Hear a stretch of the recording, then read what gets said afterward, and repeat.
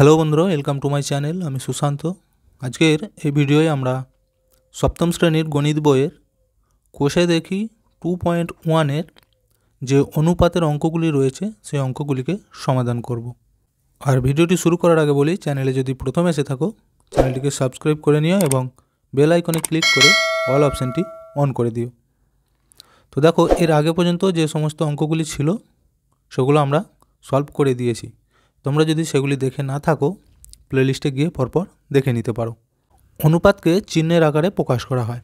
এই দেখো, এখানেতে দেখানো রয়েছে, এই যে উপরে একটি বিন্দু এবং নিচে একটি বিন্দু, এভাবে অনুপাত। আবার দেখো, এই একটা দেওয়া রয়েছে। তো দেখো, একের অঙ্কটি কি বলেছে, 1 কিগ্রা চালের দাম 40 টাকা ও 1 কিগ্রা ডালের দাম 100 টাকা।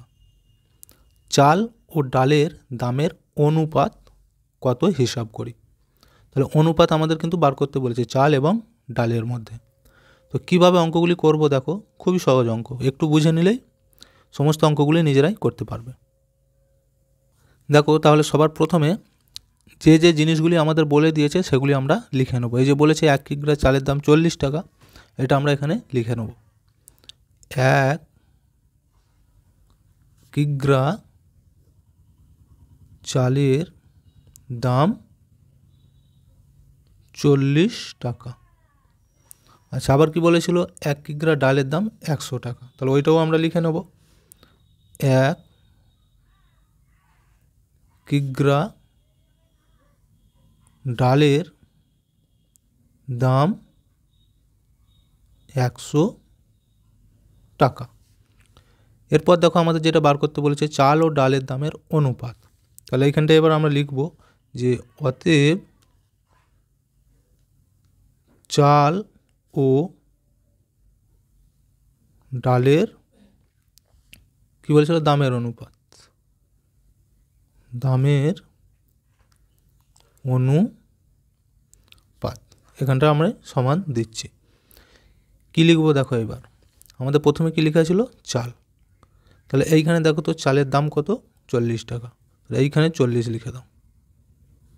আচ্ছা, এরপর আমরা অনুপাতের চিহ্নটি দিয়ে দেবো। কীভাবে, এইভাবে বলেছি, উপরে নিচে দুটো বিন্দু।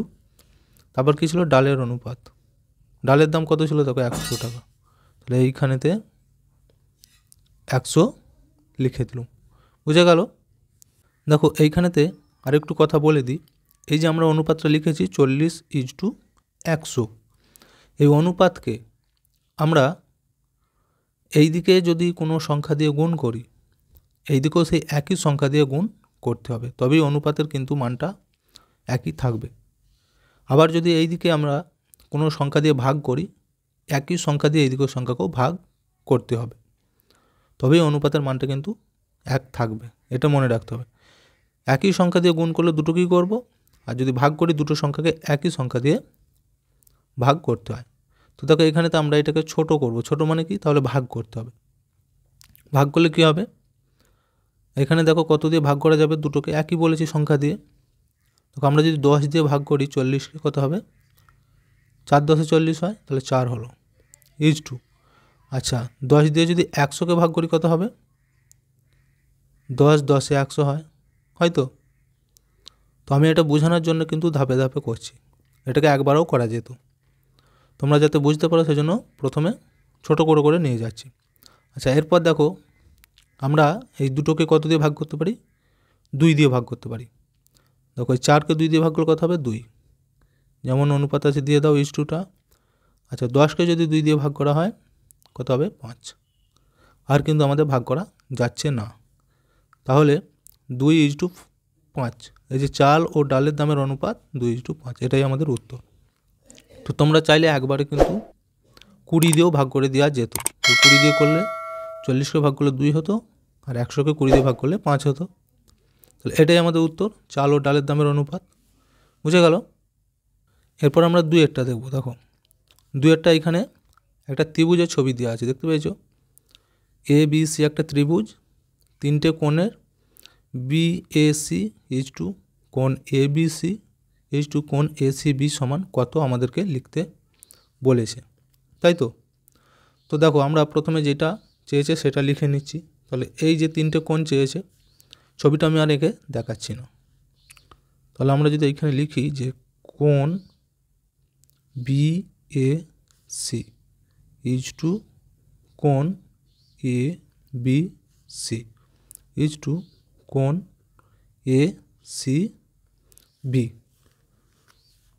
সমান। এবার সমান দিয়ে কী করবো দেখো, এখানে কোণগুলো এই যে বলেছে BAC, তার মানে কোন কোণের মানটা বলেছে, এই মাঝে যেটা থাকবে জানবে সেই কোণের মান সেটা। মাঝে কত আছে এ, তার মানে এ কোণের মান কত দেখো 60 ডিগ্রি। তাহলে এইটার বদলে আমরা এখানে 60 লিখে দেবো। তারপর ইজ টু আছে, ইজ টু দিয়ে দাও। আচ্ছা, এরপর দেখো কী ছিল ABC, তার মানে বি কোণ, মাঝে আছে বি, তাহলে বি কোণ দেখো কত 50 ডিগ্রি, তাহলে এখানে 50 লিখে দাও। ইজ টু তারপর আছে ACB, তার মানে সি কোণ কত দেখো 70 ডিগ্রি, তাহলে এখানে 70 লিখে দাও। ডিগ্রিগুলো এখানে লেখার কিন্তু দরকার নেই। এইবার দেখো কি বলেছি, গুণ করলে তিনটেকে একই সংখ্যা দিয়ে গুণ, ভাগ করলে তিনটেকে একই সংখ্যা দিয়ে ভাগ করতে হয়। তো এখানে আমরা ছোট করব অনুপাতটাকে, ঠিক আছে? তার জন্য দেখো আমরা তিনটেকেই 10 দিয়ে ভাগ করতে পারি, বা এটাও দেখাতে পারো তোমরা যে দেখো এই 0 0 0 কিন্তু কেটে যাবে, তাহলে ওই একই হবে। 10 দিয়ে 60কে ভাগ করলে কত হবে 6, ইজ টুটা দিয়ে দিলুম। 50কে 10 দিয়ে ভাগ করলে হবে 5, আর 70কে 10 দিয়ে ভাগ করলে হবে 7, বা শূন্যগুলো কেটে দিলেও একই হতো, 6 ইজ টু 5 ইজ টু 7। তাহলে ত্রিভুজের এই যে তিনটি কোণ অনুপাত 6 ইজ টু 5 ইজ টু 7, এটাই উত্তর। আচ্ছা, এরপর আমরা তিনেরটা দেখব। তিনেরটা কী বলেছে দেখো, একটি পেন্সিলের দাম 3 টাকা ও একটি লজেন্সের দাম 50 পয়সা। একটি পেন্সিল ও একটি লজেন্সের দামের অনুপাত হিসাব করি। তাহলে এদের যে দামগুলো দেওয়া রয়েছে তার অনুপাত আমাদের বার করতে বলেছে। তাহলে আমরা কি বলেছি যে যেগুলি দেওয়া রয়েছে তথ্য সেগুলো আগে আমরা লিখে নেব। তাহলে লিখব একটি পেন্সিলের দাম 3 টাকা, একটি লজেন্সের দাম 50 পয়সা। দেখো এগুলি আমি লিখে নিচ্ছি। দেখো এখানে কিন্তু আমরা লিখে নিয়েছি যে একটি পেন্সিলের দাম 3 টাকা সমান দিয়ে দেবে একটি লজেন্সের দাম 50 পয়সা। আমাদের অনুপাত বার করতে বলেছে। তো দেখো এইখানে কিন্তু অনুপাত বার করতে গেলে আমাদের দুটো একই এককে বার করতে হবে আগে। এখানে কিন্তু একটা টাকা আছে, একটা পয়সা আছে, তাহলে কিন্তু অনুপাত হবে না। তাহলে দেখো কী করবো, আমরা এই টাকাটাকে পয়সা করব। তো 3 টাকা সমান কত পয়সা হয়, এটাকে আমরা তাহলে কী করতে পারি, 3কে 100 দিয়ে গুণ করতে পারি, তাহলে হয়ে যাবে 3 100 300 পয়সা। এবার দেখো এটাও পয়সা, এটাও পয়সা। এবার কিন্তু আমরা অনুপাত বার করতে পারবো। এবার আমরা এখানে লিখব যে একটি পেন্সিল ও একটি লজেন্স এর দামের অনুপাত।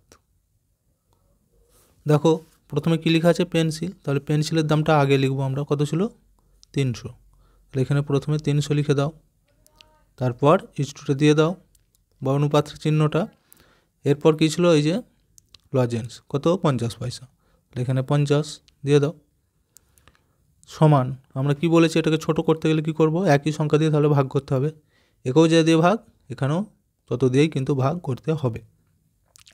তো দেখো প্রথমে আমি যদি 10 দিয়ে ভাগ করি, তোমাদেরকে ছোট করে করে দেখাচ্ছি। 10 দিয়ে 300কে ভাগ করলে হয় কত 30, অনুপাতটা দিয়ে দাও। 50কে যদি আমরা 10 দিয়ে ভাগ করি কত হবে, 5 10 50। আচ্ছা, আবার দেখো কত দিয়ে ভাগ করা যাবে, 5 দিয়ে কিন্তু আমরা ভাগ করতে পারবো, ঠিক আছে? 5 দিয়ে 30কে ভাগ করলে কত হয়, 5 6 30, তাহলে 6। আর 5 দিয়ে যদি 5কে ভাগ করা হয় কত 1। তাহলে এইখানেতে দেখো পেন্সিল ও লজেন্সের দামের অনুপাত বেরিয়ে গেল আমাদের 6:1, এটাই উত্তর, বুঝে গেল। এরপর আমরা 4এরটা দেখব। কি বলেছে দেখো, একটি আধুলি, একটি 1 টাকা ও একটি 2 টাকার মুদ্রার মূল্যের অনুপাত লিখি।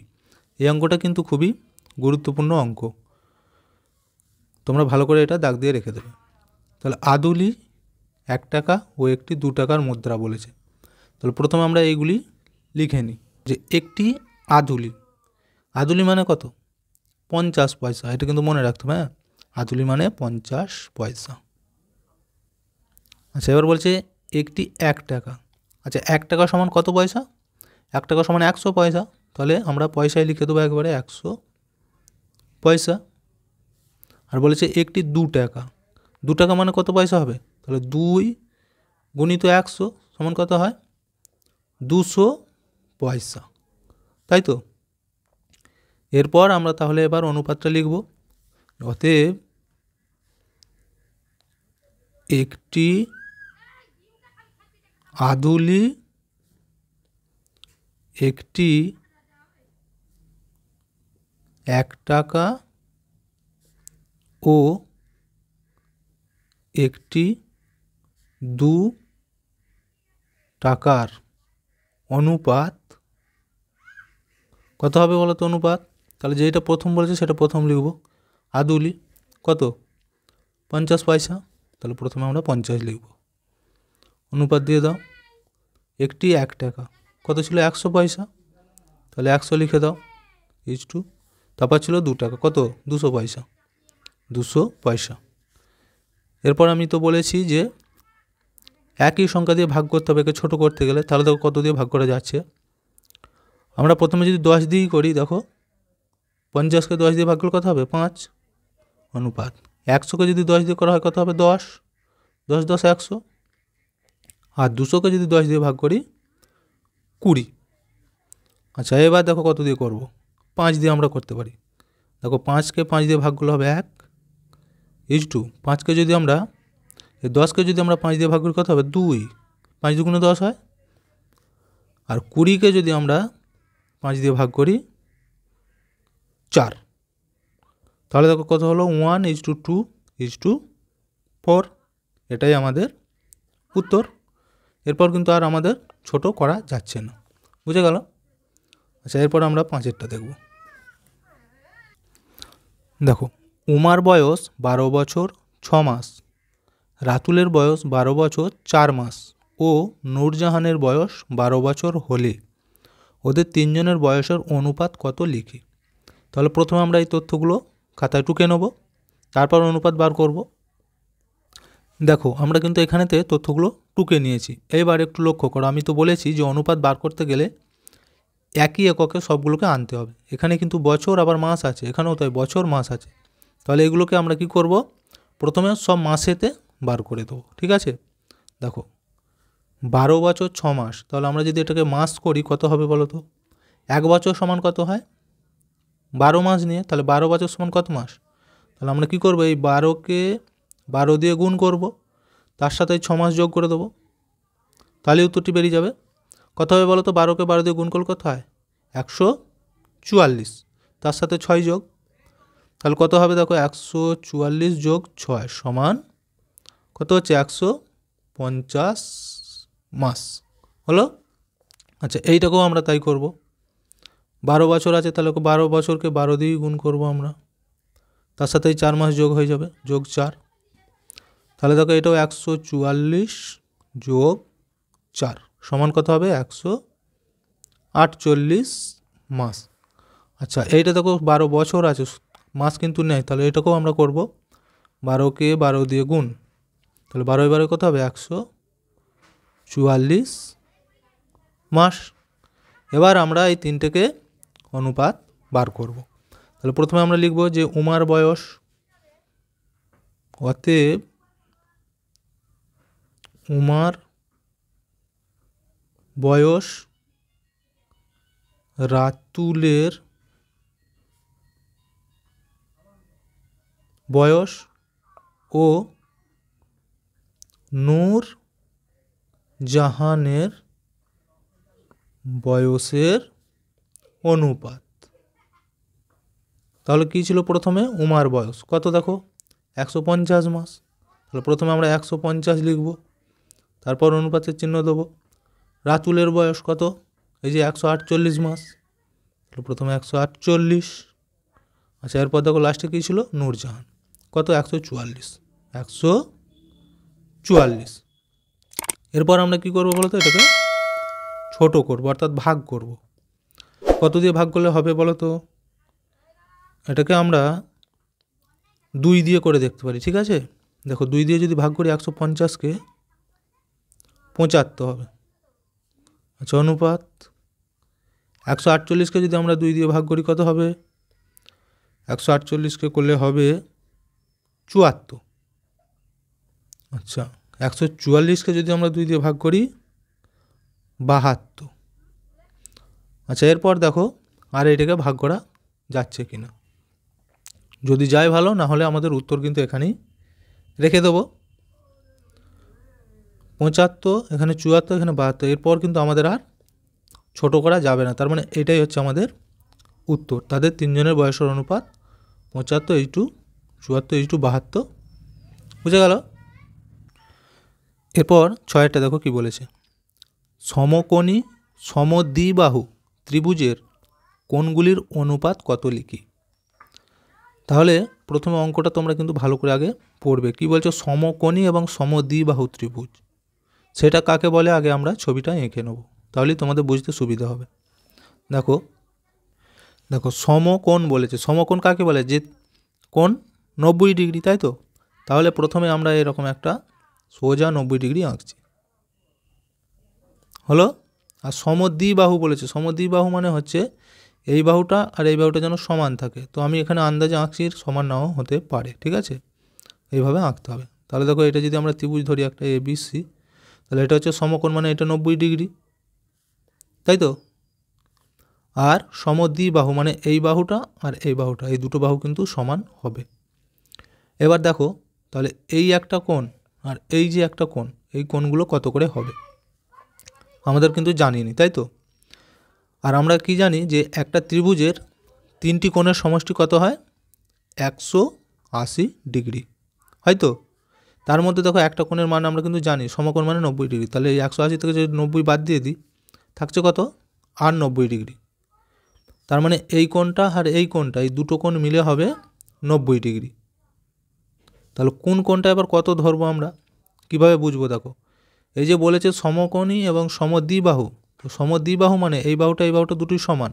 এক্ষেত্রে যখন এই দুটো বাহু সমান হবে, তাহলে তাদের এই কোণ দুটোও কিন্তু সমান হবে।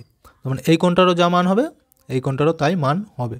তাহলে আমাদের তো দুটো মিলে হওয়ার কত কত 90 ডিগ্রি। তাহলে যদি 2 দিয়ে ভাগ করে দিই, দেখো 45 ডিগ্রি। তার মানে এটাও হবে 45 ডিগ্রি, এটাও হবে 45 ডিগ্রি। বুঝে গেল? তাহলে আমরা দেখো 3টে কোণের কিন্তু মান পেয়ে গেছি, একটা 90 ডিগ্রি, একটা 45 ডিগ্রি, একটা 45 ডিগ্রি। এবার 3টে কোণের অনুপাত তাহলে কী করে বার করব? সমকোণী সমদ্বিবাহু ত্রিভুজের 3টি কোণের মান। তাহলে প্রথমে 3টে কোণের মান আমরা লিখে দিই। একটা পেয়েছিলাম কত? 90 ডিগ্রি, আর একটা কত পেয়েছিলাম? 45 ডিগ্রি, আর একটা হচ্ছে 45 ডিগ্রি। এবার আমরা কিন্তু অনুপাত বলে লিখব 3টি কোণের অনুপাত। অতএব 3টি কোণের অনুপাত। দেখো প্রথমে কত ছিল আমাদের? 90, তারপর 45, তারপর আবার 45। এরপর আমরা এটাকে দেখো ছোট করব কত দিয়ে? দেখো এখানে আছে 45। আচ্ছা আমরা যদি 9 দিয়ে ভাগ করি, দেখো সব কটাকে 9 দিয়ে ভাগ করা যাবে। 90কে যদি 9 দিয়ে ভাগ করি কত হবে? 9 10 90। আচ্ছা 9 দিয়ে যদি 45কে ভাগ করি কত হয়? 5 9 45। আবার এই 45কেও যদি আমরা 9 দিয়ে ভাগ করি, 5 9 45। দেখতে পেয়েছো?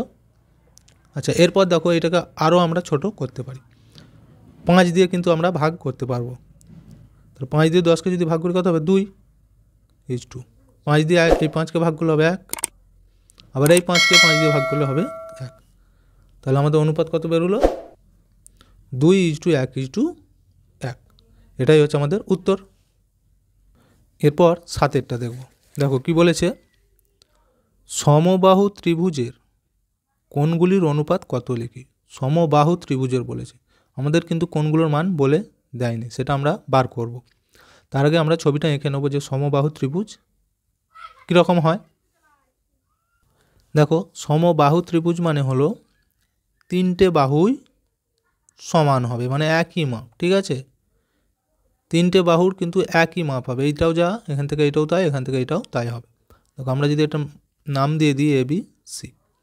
এবার আমরা জানি যে ত্রিভুজের তিনটি কোণের সমষ্টি কত হয়, 180 ডিগ্রি, তাই তো। এবার যেহেতু সমবাহু বলেছে তাহলে এদের কোণগুলোও কিন্তু তিনটে একই হবে, একই মাপ হতে হবে। যেহেতু তিনটে কোণ একই হবে সেই জন্য তাহলে আমরা কী করবো, 180কে 3 দিয়ে ভাগ করে দেবো। তাহলে কত হচ্ছে দেখো, 180কে যদি 3 দিয়ে ভাগ করা হয় আমাদের 60 ডিগ্রি করে হচ্ছে এক একটা কোণের মান। তার মানে এই কোণটাও 60 ডিগ্রি হবে, এই কোণটাও 60 ডিগ্রি, এই কোণটাও 60 ডিগ্রি। বুঝে গেল? তাহলে আমরা প্রথমে লিখে নেব যে সমবাহু ত্রিভুজের তিনটি কোণের অনুপাত। অনুপাত না লিখে আগে আমরা মানগুলো লিখি। সমবাহু ত্রিভুজের তিনটি কোণের মান। তাহলে দেখো প্রথমে যদি আমরা এই কোণটা লিখি যে বিএসি, কোণ বিএসি সমান 60 ডিগ্রি। আচ্ছা আবার ধরো আমরা লিখছি এ কোণটা, এই বি কোণটা এ বি সি, সেটাও 60 ডিগ্রি। আবার কোণ সি কোণটা যদি ধরি বি সি এ, সেও 60 ডিগ্রি। এবার আমরা লিখব যে তিনটি কোণের অনুপাত। অতএব সমবাহু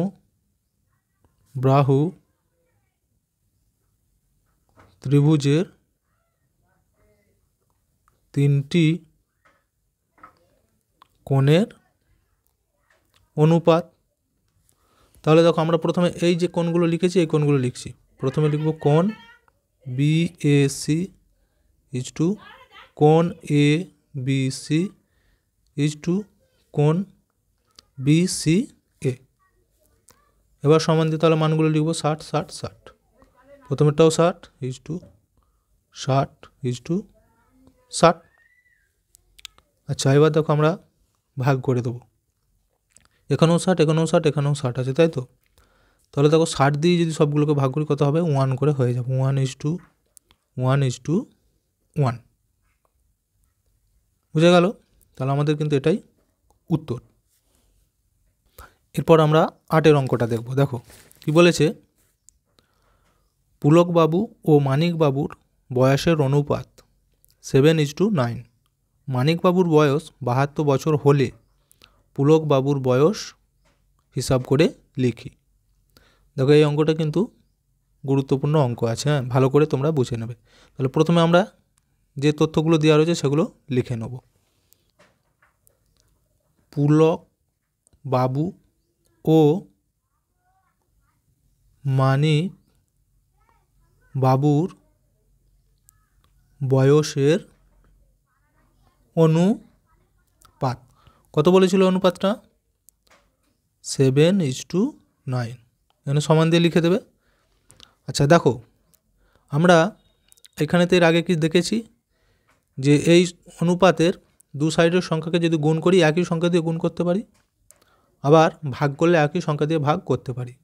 আবার এইগুলোকে কিন্তু আমরা ভগ্নাংশের আকারেও লিখতে পারি, ঠিক আছে। ভগ্নাংশ মানে কেমন, এরকম উপর নিচে, ধরো এরকম 7-9 বা 9-7 এরকম লিখতে পারি। এই যে 7 আর 9 আছে, তাহলে এরকম ভগ্নাংশের আকারেও কিন্তু আমরা লিখতে পারি। তাহলে দেখো প্রথমে আমরা কি করব, এখানেতে লিখব প্রথম কি নাম ছিল দেখো, পুলকবাবু, তাই তো। তাহলে এখানে লিখব যে পুলকবাবু, ওর নিচেই আমরা লিখতে পারি মানিকবাবু। আচ্ছা সমান দিচ্ছি, দেখো ভগ্নাংশের আকারে লিখবো বলেছি, তাহলে পুলকবাবু কত, প্রথমেরটা ছিল, তাহলে প্রথমে 7। আচ্ছা নিচয় কত আছে, মানিকবাবু 9 ছিল, তাহলে 9 লিখছি, ঠিক আছে। এইবার দেখো একটু লক্ষ্য করে আমাদের এখানটা আমি একটু ফাঁক রাখছি, এইখানটায় উত্তরটা লিখব। দেখো কেন এরকম দুটো দিলুম বলো তো। একটা জিনিস তোমরা বুঝে দেখো, ওইখানে উত্তরে কিন্তু আমাদের বলে দিয়েছিল একজনের বয়স কত বলেছিল, 72 বছর, মানিকবাবুর বয়স, তাই তো। তাহলে মানিকবাবু কোনটা, এই যে নিচরটা, মানিকবাবুর বয়স 72, এইখানে আমি 72 লিখে দিচ্ছি, হলো। আচ্ছা এখানে কত ছিল বলো তো, মানিকবাবুর 9, কিন্তু এখানে হয়ে গেল কত, 72। তাহলে কীভাবে হলো, নিশ্চয়ই এর সাথে কিছু গুণ করতে হয়েছে, তাই তো? এখানে যদি আমরা 9 লিখি, এই 9-এর সাথে কত গুণ করলে 72 হয়? 8 গুণ করলে, তাই তো? বা এই 72কে তোমরা যদি 9 দিয়ে ভাগ করো তাহলেও কিন্তু উত্তরটি বেরিয়ে যাবে 8। তার মানে এই 9-এর সাথে 8কে গুণ করতে হয়েছে, তবেই 8 9 72 হয়েছে। আর আমরা তো বলেছি যে অনুপাতের একই সংখ্যা দিয়ে গুণ করলে উপর নিচ দুটোকেই গুণ করব। তাহলে এই 7-এর সাথেও আমরা কিন্তু 8 গুণ করে দেবো। ভাগ করলেও বলেছি একই সংখ্যা দিয়ে ভাগ, তাহলে গুণ করলেও একই সংখ্যা দিয়ে গুণ করব। তাহলে 7-এর সাথে আমরা কিন্তু এই 8 দিয়েই গুণ করব। তাহলে তো কত হচ্ছে? 7 8 56। তাহলে দেখো মানিকবাবুর বয়স ছিল 72, আমরা পুলকবাবুর বয়স কিন্তু পেয়ে গেলাম। কত? এই উপরেরটা হবে তাহলে কত? 56 বছর। বা তোমরা এটাকে আরেকটু অন্যরকমভাবেও করতে পারো, যেমন আমরা এখানেতে এই যে ভগ্নাংশটা লিখে দিয়েছিলাম, পুলকবাবু নিশ্চয়ই মানিকবাবু হয়েছিল কত? 7-এর 9, তাই তো? তাহলে এইবার আমরা এখানেতে এইভাবে লিখে করতে পারি যে অতএব তাহলে পুলক বাবুর বয়স, এইভাবে যদি লিখি যে পুলকবাবুর বয়স বলে প্রথমে আমরা এই ভগ্নাংশটা লিখব, ঠিক আছে? 7-এর 9, এখানেতে গুণ চিহ্ন দেবো, দিয়ে মানিকবাবুর বয়স বলে দিয়েছিল আমাদের 72, এখানে আমরা 72 লিখতে পারি। এবার দেখো যদি আমরা কাটাকুটি করে দিই, এই 9 দিয়ে যদি 72কে কাটি কত হবে? 8 সমান 7 8 56। দেখো এইভাবেও কিন্তু উত্তরটি করা যাবে। বুঝে গেল? তো ভিডিওটি আজকে আমরা এখানেই শেষ করছি। ভিডিওটি যদি ভালো লাগে অবশ্যই একটা লাইক দিয়ে দিও এবং শেয়ার করে বন্ধুদেরকেও দেখার সুযোগ করে দিও।